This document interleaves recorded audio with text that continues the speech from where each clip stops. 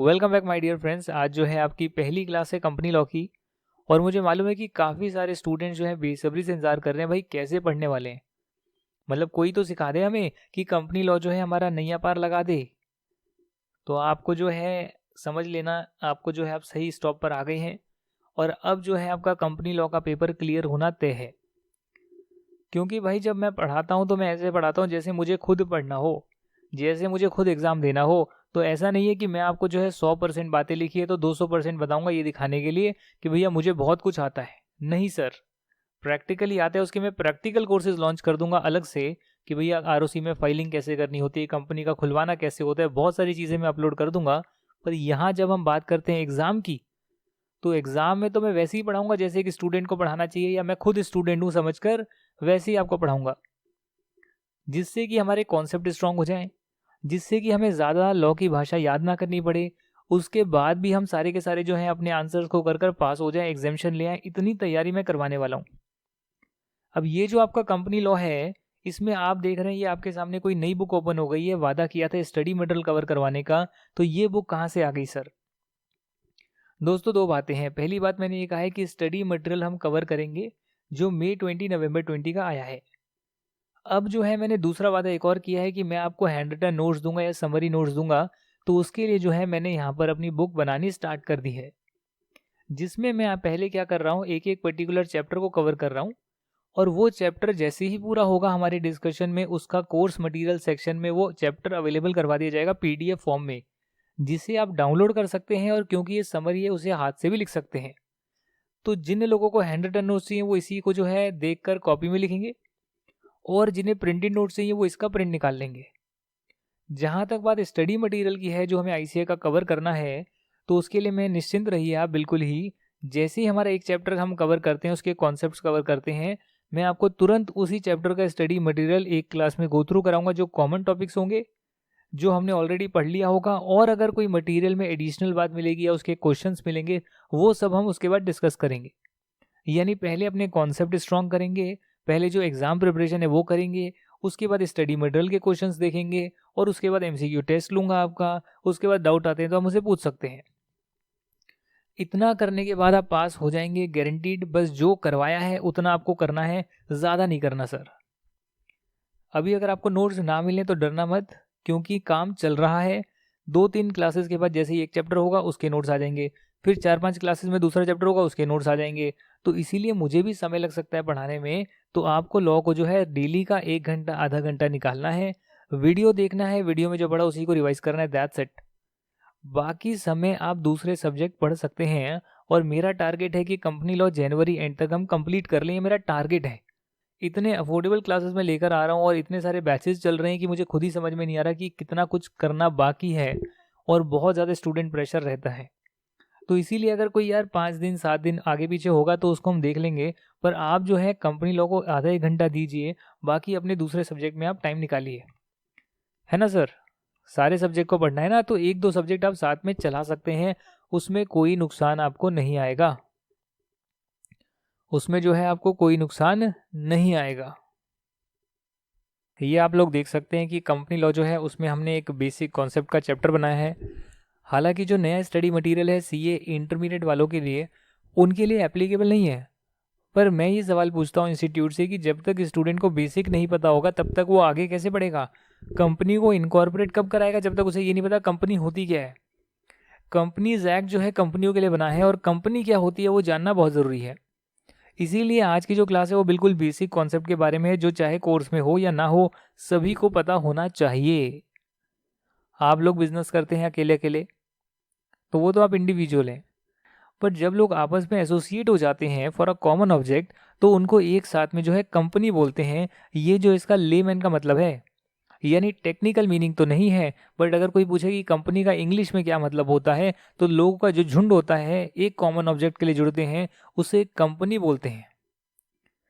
ऐसे ही जो है अपने प्रोफेसर हेनी जो हैं, क्या नाम है इनका, देखो अंग्रेज हैं ये कहते हैं, ये पुराने टाइम में कहते थे, a company is an artificial person created by law having separate entity with perpetual succession and common seal. कितने सारे वर्ड आ गए, आर्टिफिशियल पर्सन, मतलब कि एक्चुअली में मतलब पर्सन है बट एक्चुअली में इंसान नहीं है, उसमें जान नहीं है, बट है वो एक सेपरेट पर्सन। क्रिएट होती है बाय लॉ, कानून के तहत क्रिएट होती है। सेपरेट एंटिटी है, यानी कि एक अलग स्थान उसको मिलेगा, अलग एंटिटी उसको माना जाएगा, जो अपने मेंबर से भिन्न होगी, जिसकी परपेचुअल सक्सेशन है, यानी कि जो इनडेफिनेट लाइफ तक चल सकती है, और उसकी एक कॉमन सील भी है, यानी कि उसको जो सिग्नेचर करने हैं उसके लिए उसकी एक सील भी बनी हुई है। कॉमन सील का मतलब कंपनी के सिग्नेचर भी होते हैं। ये जो है प्रोफेसर हैनी ने बताया है, हालांकि एक एक वर्ड का डिस्कशन हम बाद में करेंगे। बात समझ में आ गई आपको क्या बोला मैंने? कंपनी जो है लोगों का झुंड होता है जो इकट्ठा होते हैं कॉमन पर्पस के लिए। ये इसका लेमैन का मतलब है, जो सबको पता होना चाहिए। जो आपका सेक्शन 2 है, सब सेक्शन जो उसका 20 आ रहा है, कंपनीज एक्ट 2013, जो हम कवर करने वाले हैं। और मैंने आपको बताया बहुत सारे अपने वीडियोस में कि जो सेक्शन 2 होता है वो डेफिनेशन का सेक्शन होता है, और उसके ब्रैकेट में क्लॉजेज हम पढ़ते हैं, भले वो सब सेक्शन हो, बट कई बार हम क्लॉजेज ही पढ़ते हैं। Section 2 clause 20 clause 21। फिलहाल मैं यहाँ पर इसे सबसेक्शन पढ़ लेता हूँ, सेक्शन 2 सबसेक्शन 20, आसान भाषा में समझाने के लिए। कंपनीज एक्ट 2013 बोलता है, company means a company incorporated under this act और any of the previous company law. समझे क्या आप इस बात को? देखो बुक साथ साथ में अमेंड कर रहा हूँ क्योंकि काम चल रहा है सर, बनाई नहीं है, बन रही है बुक। इतनी इजी लैंग्वेज में बुक बनने वाली है, लोग कहेंगे फिर उसके बाद यार गजब हो गया। जीएसटी की बुक का आपको तो रिव्यू पता ही है, कितने हज़ारों लोगों ने देखी है, फ्री में अपलोड कर दी। पता नहीं जिनके पास राइट नहीं है उन्होंने बुक लेकर अपनी वेबसाइट पे अपलोड कर दी है। कुछ वेबसाइट्स हैं जिन्होंने मेरी बुक अपलोड कर दी है बिना परमिशन लिए। मैंने कहा चलो कर दो यार, कर दो, लोगों का भला हो रहा है, फ्री में मैंने खुद डिस्ट्रीब्यूट करी है, बांट दो आप भी, कोई दिक्कत नहीं है। ये बुक भी वैसे ही हर साइट पर पहुँच जाएगी, देख लेना, बनने के बाद हर साइट पर आपको अवेलेबल हो जाएगी फ्री में। अब वो लोग चोरी कर कर कॉपी करके डाल देंगे, मैंने कहा डालो, कॉपी करो, निकालो प्रिंट, फोटो स्टेट कराओ, बांटो दोस्तों में, यही तो मैं चाहता हूँ। एजुकेशन को फ्री करेंगे, फ्री नहीं कर सकते, कॉस्ट रिकवर करेंगे, बट कुछ ना कुछ ऐसा तो घमासान मचा के रखेंगे भाई। सेक्शन 2 सब सेक्शन 20 बोलता है कि कंपनी का मतलब है कंपनी जो इस एक्ट में बनी हो या इससे पहले वाले एक्ट में बनी हो, क्योंकि कंपनीज एक्ट 2013 दोस्तों अभी आया है। इसका मतलब क्या 2013 से पहले कंपनीज एक्ट नहीं था क्या? या था? जी हाँ बिल्कुल था। कंपनीज एक्ट 1956 पढ़कर मैं खुद पास हुआ हूँ। कंपनीज एक्ट 1956 जो है मैंने पास किया है इंटरमीडिएट, और कंपनीज एक्ट 2013 पढ़कर मैंने पास किया सीए फाइनल। तो पुराने कंपनीज एक्ट में अगर कोई कंपनी खुल गई और उसके बाद कंपनीज एक्ट चेंज हो गया, नया आ गया कंपनीज एक्ट, तो क्या पुरानी कंपनीज बेकार मानी जाएगी क्या, क्योंकि वो नए वाले कंपनीज एक्ट में रजिस्टर नहीं है? The answer is no. Companies act बोलता है कि आप मेरे प्रोविजन के हिसाब से रजिस्टर हो, या फिर जो पुराने कंपनीज एक्ट रह चुके हैं उसमें आपने रजिस्टर करवाया हो, तो भी आप कंपनी माने जाओगे as per the section 220 of the companies act 2013। ये जो एक्ट है दोस्तों, या कोई भी एक्ट होता है, उसके सेक्शन नंबर 1 में लिखा होता है कि वो एक्ट किस पर एप्लीकेबल होगा। तो ये जो कंपनीज एक्ट है ये होल ऑफ इंडिया पर एप्लीकेबल है, और वैसे तो अब सारे एक्ट जो हैं होल ऑफ इंडिया पर ही एप्लीकेबल होने वाले हैं, क्योंकि जम्मू एंड कश्मीर का आपको पता है आर्टिकल को हटा दिया, अमेंड कर दिया है। कंपनीज एक्ट 2013 किन चीज़ों पर लगता है, किन लोगों पर लगता है, किन एंटिटी पे लगता है, तो वो यहाँ पर नीचे बात लिखी हुई है। Every company incorporated under this act और any of the previous company law, उन पर इस कंपनीज एक्ट के प्रोविजन लगते हैं। भैया किस कंपनी को कितने डायरेक्टर रखने होंगे, कितनी कैपिटल, कितने मेंबर, शेयर को ट्रांसफर कैसे करना होगा, और फलाने फलाने बुक्स कहाँ मेंटेन करनी होगी, कौन सी बुक्स मेंटेन करनी होगी, फलाने फलाने चीज़ें लिख दी है। तो इसीलिए जो है यहाँ पर लिखा है कि किन किन जगहों पर, किन किन एंटिटी पर ये एक्ट लगेगा। तो जाहिर सी बात है भैया, जो कंपनीज एक्ट है वो कंपनियों पर लगेगा जो कंपनी इसके अंदर बनी है। ये इससे पुराने वाले कंपनीज एक्ट में बनी है, जी हाँ, पर उसके साथ साथ जो है insurance company, banking company, electricity company, जिनके अलग अलग एक्ट हैं, उन पर कंपनीज एक्ट के प्रोविजन भी अप्लाई होते हैं, और इनके स्पेसिफिक एक्ट के प्रोविजन भी अप्लाई होते हैं। जहां पर दोनों प्रोविजन में कंफ्लिक्ट आएगा, डेफिनेटली वहां पर इनके एक्ट का प्रोविजन माना जाएगा, पर बाकी सभी चीज़ों के लिए कंपनीज एक्ट भी है, इन पर एप्लीकेबल रहता है। सर क्या इसके अलावा और भी कोई चीज़ें हैं? जी हाँ है। कुछ आपकी कंपनियां होती हैं, आप कह सकते हैं, जो कि स्पेशल एक्ट से गवर्न होती है, जैसे कि state road transport corporation. It is a kind of corporation, but it is not a company registered under companies act. इनके अलग से एक्ट बन गए सर। तो यहाँ पर भी जो है बहुत सारे प्रोविजन कंपनीज एक्ट के इन पर लगते हैं। और कुछ नोटिफाइड बॉडी कॉर्पोरेट्स हैं जैसे कि national highway authority of India, reserve bank of India, security exchange board of India. क्या ये कोई इंडिविजुअल है क्या, या लोगों का झुंड है तो ये भी लोगों का झुंड दोस्तों, चाहे एनएचआई है, आरबीआई है या सेबी है, बट ये कंपनियां नहीं है, ये बॉडी कॉर्पोरेट है। और बॉडी कॉर्पोरेट के लिए कोई रूल्स रेगुलेशन ज़्यादा बने नहीं है, इनके सेपरेट एक्ट होते हैं, इन पर कोई गवर्न करने वाली चीज़ है नहीं है, ये खुद गवर्निंग बॉडीज एक तरह से हैं। अब यहाँ पर जो है कुछ नोटिफाइड बॉडी कॉर्पोरेट जैसे ये हो गए, इन पर भी कंपनीज एक्ट के काफ़ी सारे प्रोविजन एप्लीकेबल रहते हैं, पर ये कंपनी नहीं है, ये बॉडी कॉर्पोरेट है, इसका आप ध्यान रखिएगा। बॉडी कॉर्पोरेट जैसे ही वर्ड आता है तो मैं भी कंफ्यूज होता था अपने टाइम में, बॉडी कॉर्पोरेट क्या चीज़ होती है भाई, हमें कोई समझा दे, आज तक समझ में नहीं आया। सेक्शन नंबर 2 सब सेक्शन 11 बोलता है बॉडी कॉर्पोरेट और कॉर्पोरेशन इंक्लूड्स, इंक्लूसिव डेफिनेशन है, यानी आप सिमिलर नेचर की चीज़ें जो है और इसमें इंक्लूड कर सकते हैं। वो कहता है इंक्लूड करती है बॉडी कॉर्पोरेट कॉर्पोरेशन में कंपनी इनकॉर्पोरेटेड आउटसाइड इंडिया, यानी फॉरेन कंपनी को इंक्लूड करते हैं, पर हम कोऑपरेटिव सोसाइटी को इंक्लूड नहीं करते, या एनी अदर बॉडी कॉर्पोरेट जिसको सेंट्रल गवर्नमेंट ने स्पेसिफाई नहीं किया है। मतलब कईयों पर जो है बॉडी कॉर्पोरेट पर ये प्रोविजंस लगते हैं कंपनीज एक्ट के, बट सभी बॉडी कॉर्पोरेट्स पे कंपनीज एक्ट के प्रोविजन नहीं लगते। और बॉडी कॉर्पोरेट क्या होती है, बॉडी कॉर्पोरेट जैसे एनएचआई, आरबीआई, सेबी, यानी कि जिनका स्ट्रक्चर तो कॉर्पोरेशन का होता है पर वो कंपनीज एक्ट में रजिस्टर नहीं होती है। ठीक है ना सर। इससे हम ये तात्पर्य निकाल सकते हैं कि सभी कंपनी जो है बॉडी कॉर्पोरेट होती है, बट सभी बॉडी कॉर्पोरेट कंपनियां नहीं होती है। इससे ज़्यादा आपको पढ़ने की आवश्यकता नहीं है।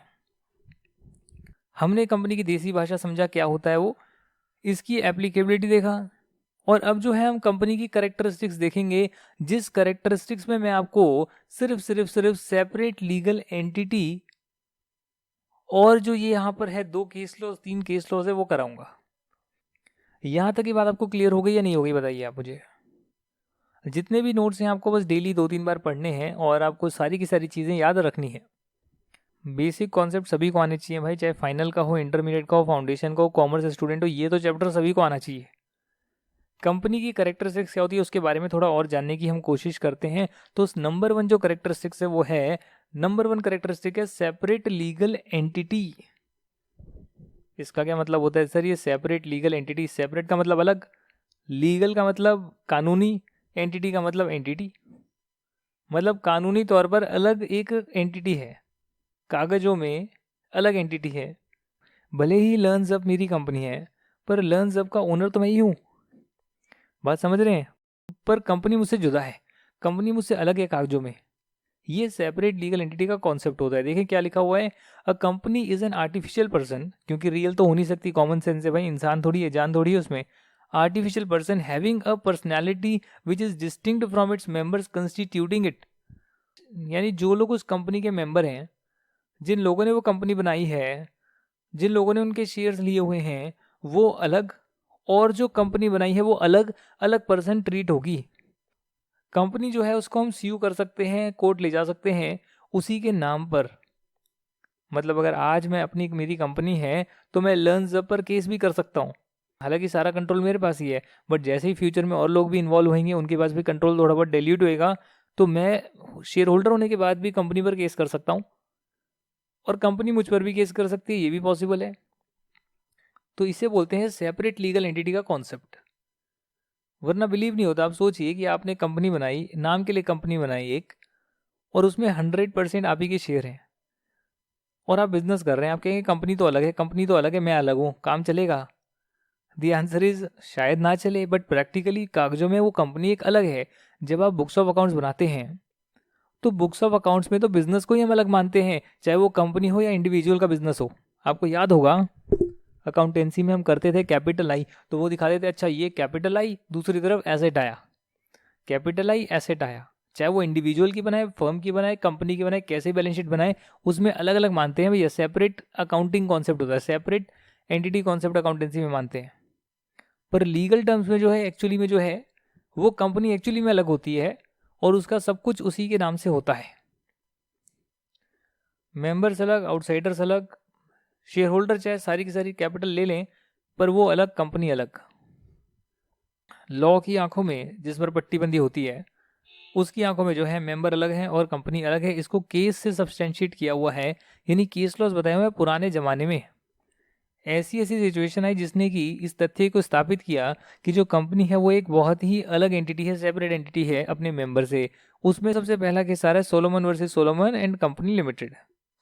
Solomon versus Solomon and company limited, यानी एक तो इंडिविजुअल हो गया और एक ये कंपनी हो गई। अरे अपना खुद ही बंदा कंपनी पे केस कैसे कर सकता है? क्योंकि जब भी हम ये केस लॉ को पढ़ते हैं उसमें जो पहला नाम होता है वो पहला नाम होता है जिसने केस किया, और वर्सेस के बाद जो नाम लिखा होता है उसका नाम होता है जिस पर केस किया, जो डिफेंडेंट है।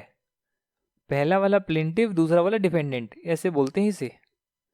तो ये सोलोमन वर्सेस सोलोमन की क्या कहानी है भाई? वैसे तो सैलोमोन लिखा हुआ है बट मैं इसको सोलोमन ही बोल रहा हूँ पढ़ने के लिए।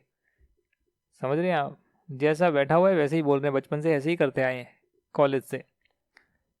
शॉर्ट में यहाँ पर केस लॉ में आप देखेंगे जैसे सोलोमन को मैंने एस लिख दिया है, तो वो आप पेपर में भी लिख सकते हैं, उसमें कोई बड़ी बात नहीं है, अलाउड है। S was a boot manufacturer, जूते बनाता था, और उसने अपनी एक कंपनी बनाई जो लिमिटेड कंपनी होती है।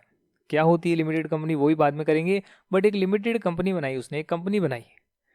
उसमें उसकी वाइफ है, डेफिनेटली यार वाइफ को बुलाओ ना बुलाओ वाइफ तो आएगी। डॉटर भी है, अच्छा, और 4 जो हैं बच्चे भी हैं। As the shareholder all of whom subscribed 1 share each. तो वहाँ पर जो है उसके 4 बच्चे भी हैं, 4 सन भी हैं जो इसमें इन्वॉल्व हैं। एक डॉटर है, एक वाइफ है, यानी टोटल कितने बंदे हो गए? 6 बंदे हो गए, एक खुद हो गया, 7 हो गए। सबने जो है एक एक शेयर लिया हुआ है, 1-1 पाउंड का, बाकी सारे शेयर इसके पास हैं। As sold his business to the company for some 38,000 pounds. मैंने भी जो लर्नअप है तो उसको मैंने अपना जो बिजनेस है पहले वेबसाइट बनाई, फिर वेबसाइट को जो है मैंने February 2019 में कंपनी को ट्रांसफ़र कर दिया। कंपनी बनाई थी 2018 में, प्लेटफॉर्म बनाया था 2018 में, पर प्लेटफॉर्म अपने नाम से बनाया था और उसके बाद मैंने वही प्लेटफॉर्म कंपनी को ट्रांसफ़र कर दिया। तो कई लोग सोचते हैं यार खुद ही को ट्रांसफ़र कर रहे हो, खुद ही को बेच रहे हो। मैं कहता नहीं, मैं अपना बिजनेस जो लर्नअप का बिजनेस है वो मैंने बनाया था जॉब के साथ, और फिर मैंने कंपनी को ट्रांसफ़र कर दिया। Company is a separate legal person. वही चीज़ यहाँ पर करी है। कंपनी में जो है कुछ फाइनेंशियल प्रॉब्लम आ गई, ये जो हमारा केस चल रहा है, केस लॉ चल रहा है, और उस फाइनेंशियल पोजीशन के बाद आप देख सकते हैं कि क्या स्ट्रक्चर था। 10,000 सिक्योर्ड डिबेंचर्स पड़े हुए थे, 1 पाउंड ईच के, यानी 10,000 डिबेंचर 10,000 पाउंड के पड़े हुए हैं। 1 पाउंड का एक डिबेंचर है। और डिबेंचर का मतलब क्या होता है कि एक तरह से जो है कंपनी ने लोन लिया है, लोन लिया है एक तरह से। पर सिक्योर्ड डिबेंचर है, इसका मतलब है कि उसने कहीं ना कहीं जो है कंपनी की प्रॉपर्टी पे सिक्योरिटी क्रिएट करी हुई है कि कल को जो है डिबेंचर के पैसे अगर कंपनी ना दे पाए तो जो डिबेंचर होल्डर है वो कंपनी के एसेट बेचकर उस पैसे को निकाल ले। अब यहाँ पर आप देख सकते हैं कि ये जो डिबेंचर दिए गए हैं, ये सालोमैन जो है उसी ने अपनी कंपनी को एक तरह से लोन दे दिया, बदले में डिबेंचर ले लिए, यानी कैपिटल भी इसके पास और जो सिक्योर्ड डिबेंचर है वो भी इसके पास। शेयर कैपिटल भी है 20,000 की, आपने देखा 20,000 पाउंड की, जिसमें 1-1 पाउंड जो है वो तो इनके वाइफ, डॉटर और बच्चों के पास है, बाकी सारा इसी बंदे के पास है। कुछ कैश भी पड़ा हुआ है और 8,000 रुपये के अनसिक्योर्ड क्रेडिटर भी है जिनसे सामान लिया होगा, सिक्योरिटी नहीं दी है सर, और 8,000 पाउंड के वो क्रेडिटर आ रहे हैं। डिबेंचर होल्डर ने क्या करा, क्योंकि फाइनेंशियल डिफिकल्टी आ गई, कंपनी पैसा नहीं दे पा रही थी, उसमें दिक्कतें हो गई, तो डिबेंचर होल्डर ने कहा भैया अब कंपनी जो है वो तो लिक्विडेट होगी।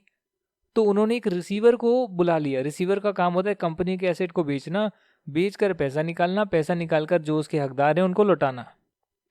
तो डिबेंचर होल्डर क्योंकि सिक्योरिटी क्रिएट करी हुई थी, कंपनी जो है फाइनेंशियल डिफिकल्टी में चली गई, तो डिबेंचर होल्डर का राइट है कि मेरे पास सिक्योरिटी है, मैं सिक्योर डिबेंचर होल्डर हूँ, तो मैं क्यों ना कंपनी के एसेट बिकवा कर अपना पैसा वापस लूँ, क्योंकि मेरे पास सिक्योरिटी है। जिस टाइम ये सिचुएशन थी उस टाइम जो टोटल एसेट थे कंपनी के वो सिर्फ 6,050 रुपये पाउंड पड़े थे। जो ट्रेड क्रेडिटर है उन्हें लगा कि यार अगर ये 6,050 रुपये ही हैं और ये डिबेंचर होल्डर को पेमेंट हो गई जो सिक्योर डिबेंचर होल्डर हैं, तो हमारा नंबर नहीं आएगा। उन्होंने देखा कि डिबेंचर होल्डर जो है वो तो सोलोमन खुद ही है, जो कि खुद बंदा जो ओनर है इसका। उन्होंने कहा ये तो बहुत गलत है सर, आउटसाइडर हम हैं, आप आउटसाइडर नहीं हो, आप खुद ही को पैसा देने से पहले हमें पैसा दो। इसीलिए जो है क्रेडिटर्स ने डिमांड करा कि कंपनी के सारे एसेट हमें मिलने चाहिए, क्योंकि जो कंपनी है वो सिर्फ एक सोलोमन की एजेंट है, कंपनी कोई सेपरेट पर्सन नहीं है, वो सोलोमन का एक एजेंसी का काम कर रही है। और इसीलिए जो है क्रेडिटर्स ने बोला कि हमें पैसे पहले मिलने चाहिए। क्या होगा सर इसके बाद, क्या हुआ होगा? कोर्ट ने रिजेक्ट कर दी इस प्ली को और बोला कि भैया ऐसे काम नहीं चलेगा, कंपनी जो है अलग है, डिवेंचर होल्डर अलग है, सोलोमन अलग है, दोनों अलग हैं, तीनों अलग हैं, सब लोग अलग हैं। तो भैया जो कंपनी की बुक्स में आ रहा है कि सिक्योर डिवेंचर होल्डर, तो डेफिनेटली पहले पेमेंट सिक्योर डिवेंचर होल्डर को मिलनी चाहिए ना। अब भले ही वो डेट जो है, भले ही वो डिवेंचर जो है सोलोमन ने लिए हों, बट उससे दिक्कत क्या है? ये कोर्ट का जजमेंट है, तो बेचारे क्रेडिटर कुछ नहीं कर पाए और उनकी आंखें खुल गई कि अच्छा ऐसा है क्या सर? हाँ जी ऐसा ही है, ऐसा ही है। अब यहाँ पर जो है एक केस में और आपके सामने ला रहा हूँ जो आपकी आंखें खोलेगा, और ये बड़ी दुखदाई कहानी है। ये कहानी है ली वर्सेस ली एयर फार्मिंग लिमिटेड की। नाम से पता लग रहा है कि हवा और फार्मिंग का लिंक है, कुछ ऐसी कहानी आपके सामने आ रही है। Company formed by mister Lee, जो कि एक आदमी है, मिस्टर लगा हुआ है, for the purpose of aerial top dressing. ये क्या होता है मुझे गूगल करना पड़ा, क्योंकि इतनी इंग्लिश मेरी भी अच्छी नहीं है। एरियल मालूम समझ में आता है, टॉप मालूम है, ड्रेसिंग क्या है मतलब समझ नहीं आया यार, कोई लिंक ही नहीं बैठ रहा। कपड़े पहनाने को ड्रेसिंग बोलते हैं, किसको ड्रेसिंग बोलते हैं समझ नहीं आ रहा है। ये भाई ऐसा होता है जो फर्टिलाइजर होते हैं ना, तो फार्म लैंड पर फर्टिलाइजर जो अगर हवा से प्लेन के जरिए डाले जाएं तो छिड़के जाएं तो बहुत ईजी रहता है। तो वो वाला काम ये करता था। पूरे फार्म लैंड पर फर्टिलाइजर डालोगे, उससे बेटर है एरोप्लेन जहाज से जाओ, जो छोटा जेट होता है, छोटा छोटा एयरक्राफ्ट होता है, और उससे जो है ऊपर से जो है फर्टिलाइजर डाल दो फार्म लैंड के ऊपर। वो वाला काम ये करता है। मिस्टर ई जो है वो एक अच्छा पायलट भी है, मैं आपको बता देता हूँ, क्वालिफाइड पायलट भी है। मिस्टर ली ने एक कंपनी बनाई और लगभग उसके पास सारे शेयर थे एक शेयर को छोड़ के। हाँ, जैसे मेरी कंपनी है ना, उसमें मेरे पास शेयर हैं एक शेयर को छोड़ के। क्यों सर? भाई 2 शेयर होल्डर 2 डायरेक्टर अपने चाहिए होते हैं प्राइवेट लिमिटेड में, आगे देखेंगे बाद में करेंगे। मिस्टर ली के पास सभी शेयर थे और उसने अपने आप को ही, क्योंकि भाई ज़्यादा पावर है उसके पास, वोटिंग पावर है, उसने अपने आप को मैनेजिंग डायरेक्टर अपॉइंट करा और चीफ पायलट जो है अपॉइंट कर लिया ऑन अ सैलरी। एक्सीडेंटली उसकी मृत्यु हो जाती है क्योंकि जो प्लेन है वो क्रैश हो जाता है। अब बड़ी दुखदाई सिचुएशन आ गई है। जो उसकी वाइफ है वो बेचारी क्या करे, वो कंपनी के पास जाती है और कहती है भाई देखो, जो कंपनसेशन मिलनी चाहिए वर्कमैन कंपनसेशन एक्ट के तहत वो आप मुझे दे दो। सर ये क्या मैकेनिज्म होता है मैं आपको बताता हूँ। देखिए हर कंपनी जो है अपने वर्कमैन का जो है, जो काम लोग करते हैं, पुराने टाइम में वर्कमैन बोलते थे, उनका कंपनसेशन के लिए इंश्योरेंस करवाते हैं कि अगर दुर्घटनापूर्वक मृत्यु हो गई तो इंश्योरेंस से पैसा मिल जाएगा और हम अपने एम्प्लॉयज़ को दे देंगे। तो मिसेज ली जो है वो गई कंपनी के पास, कंपनी ने कहा इंश्योरेंस तो हमने लिया है जिसके तहत जो है हम वर्कमैन को कंपनसेशन देते हैं, पर आप जो है इंश्योरेंस कंपनी से जाकर पैसा ले लो। इंश्योरेंस कंपनी कहती है कि भाई देखो ऐसा है कि जो है मिस्टर पायलट जो है वो तो खुद ही सब कुछ है, शेयर होल्डर भी खुद ही है, पायलट भी खुद ही है, सेम बंदा सेम को कैसे सैलरी दे सकता है? वो जो है एम्प्लॉय नहीं है। सेम बंदा सेम को कैसे पैसे दे सकता है? कोई खुद ही को दे सकता है क्या पैसे? The answer is no. तो वो इंश्योरेंस कंपनी मना कर देती है और जो कंपनी है वो भी मना करती है कि हम भी अपनी जेब से पैसा नहीं दे सकते हैं। वो डिनाई कर देते हैं कंपनसेशन। कहते हैं मिस्टर ली जो है can not be worker as same person can not be employer and employee at the same time. Company Lee की एम्प्लॉय भी वो खुद, वर्कर भी वो खुद, तो तीनों चीजें कैसे हो सकती है भाई? सेम बंदा के एम्प्लॉय हो सकता है? The answer is no. तो ये उन्होंने कंटेंशन रखा, उसे कंफ्यूज करा वाइफ को, बट वाइफ मानी नहीं है, वो गई कोर्ट में। तो वाइफ जो है कोर्ट में जाती है और ली एयर फार्मिंग लिमिटेड कंपनी के अगेंस्ट ही केस डाल देती है, जो इसकी एक तरह से खुद की कंपनी है, वैसे इसके हस्बैंड की कंपनी है। अगर हस्बैंड ने इसको नॉमिनी बनाया होता तो नौबत नहीं आती है, खुद ही जो है ओनर बनकर सारा काम कर सकती थी। बट मुझे लग रहा है, ऐसा शक हो रहा है कि उसके हस्बैंड के शेयर ज़रूर किसी ने ले लिए होंगे, जो शायद हमारे जो टेक्स्ट बुक में नहीं पढ़ाया जाता। जो भी है, एयर फार्मिंग लिमिटेड के अगेंस्ट केस किया और कोर्ट ने कहा भी देखो ऐसा है कि मिस्टर ली है और जो उसकी कंपनी है वो 2 अलग अलग पर्सन है, और वो लोग एक आपस में कॉन्ट्रेक्चुअल एग्रीमेंट में घुसे, एक एग्रीमेंट करा जहां पर हमने मिस्टर ली को पायलट बना दिया और कंपनी का सर्वेंट बना दिया। तो कंपनी अलग है, मैनेजिंग डायरेक्टर बनकर वो सिर्फ कंपनी के बिहाफ पर काम कर रहा था, क्योंकि हर कंपनी में डेफिनेटली कंपनी ऑटोमेटिकली काम नहीं करेगी, उसको कोई ना कोई इंसान चाहिए। तो कंपनी का मैनेजिंग डायरेक्टर वो बना और मैनेजिंग डायरेक्टर बनकर वो कंपनी के बिहाफ पर काम कर रहा था, और उसने खुद को जो है पायलट अपॉइंट कर दिया। मतलब कंपनी के बिहाफ पर कोई बंदा जो साइन करता है, जो मैनेजिंग डायरेक्टर होता है, उसने खुद ही को जो है पायलट अपॉइंट कर दिया है कंपनी का, और जो है सर्वेंट मास्टर का रिलेशनशिप ऐसे बन गया। तो ली जो है वो एक अलग पर्सन है, कंपनी अलग पर्सन है।